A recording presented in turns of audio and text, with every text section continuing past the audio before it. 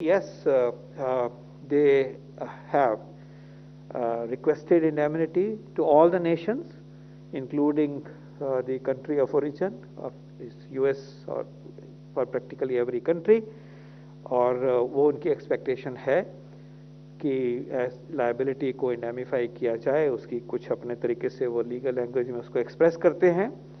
We are examining this request and we will take decision in the larger interest of people and on merits. Covid task force के head VK Paul जिन विदेशी कंपनियों की बात कर रहे हैं वो है फाइजर और मॉडर्न. वो जिन शर्तों की बात कर रहे हैं वो है क्षतिपूर्ति की जिम्मेदारी से छूट, और वो जिस देश के कानून का हवाला दे रहे हैं वो है अमेरिका. तो फिर सबसे पहले यही जान लेते हैं कि फाइजर और मॉडर्न को उनके ही देश यानी अमेरिका में क्षतिपूर्ति से किस तरह छूट मिली हुई है. दिसंबर 2020 में अमेरिका की एक फेडरल कोर्ट ने फाइजर और मॉडर्न को दायित्व से इम्यूनिटी दी, जिसके तहत अगर वैक्सीन का साइड इफेक्ट होता है तो उस स्थिति में कंपनी से मुआवजा नहीं मांगा जा सकता. इंडेमनिटी का अर्थ होता है किसी हानि या आर्थिक नुकसान के खिलाफ हर्जाने की गारंटी.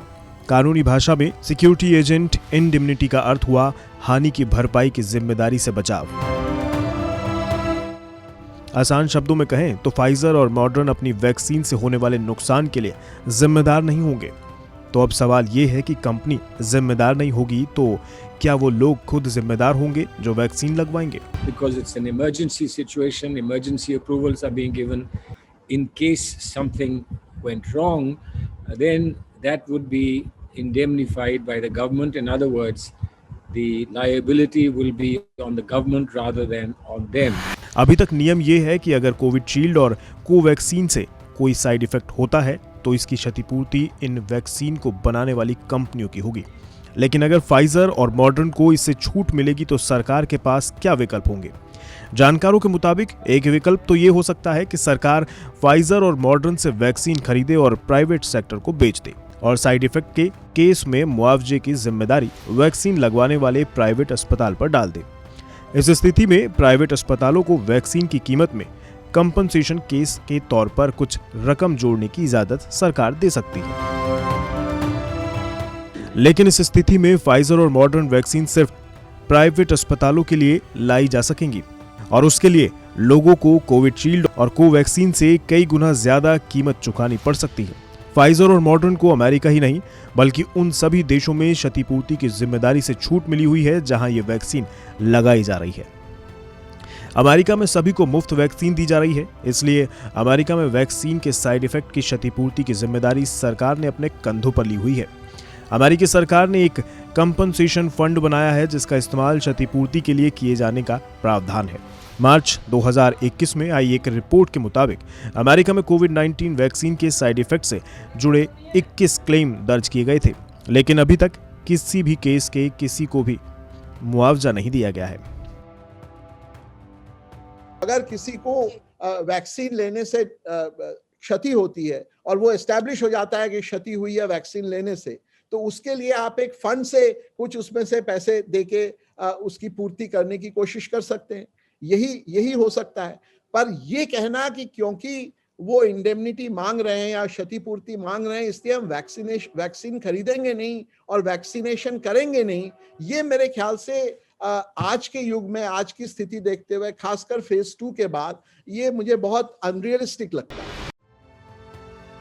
ज्यादा पुरानी बात नहीं है जब मॉडर्न और फाइजर की शर्तों को मानने से भारत सरकार ने इनकार कर दिया था. इसलिए अगर सीरम इंस्टीट्यूट भी ये छूट मांग रही है तो इसमें गलत क्या है. भारत में जब कोविशील्ड का ट्रायल चल रहा था तो 40 वर्ष के एक वॉलंटियर ने 5 करोड़ का मुआवजा मांगा था. वॉलंटियर ने सीरम इंस्टीट्यूट को नोटिस भेजकर दावा किया था कि उसे कोविशील्ड लगवाने के बाद उसकी सोचने समझने की क्षमता कमजोर हुई है. हालांकि बाद में यह दावा खरा नहीं उतरा था. इसी को आधार बनाकर सीरम इंस्टीट्यूट के सीईओ अदार पूनावाला ने इंडेमनिटी में छूट की जरूरत बताई थी.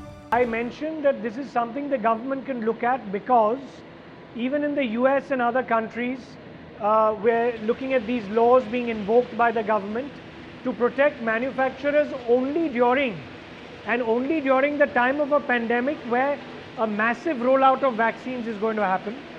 And as a result, there are bound to be some bona fide and non-bona fide cases. And if we see the courts intervening and stopping vaccination programs pending investigations, that's the real risk that we're talking about, and we don't want that to happen.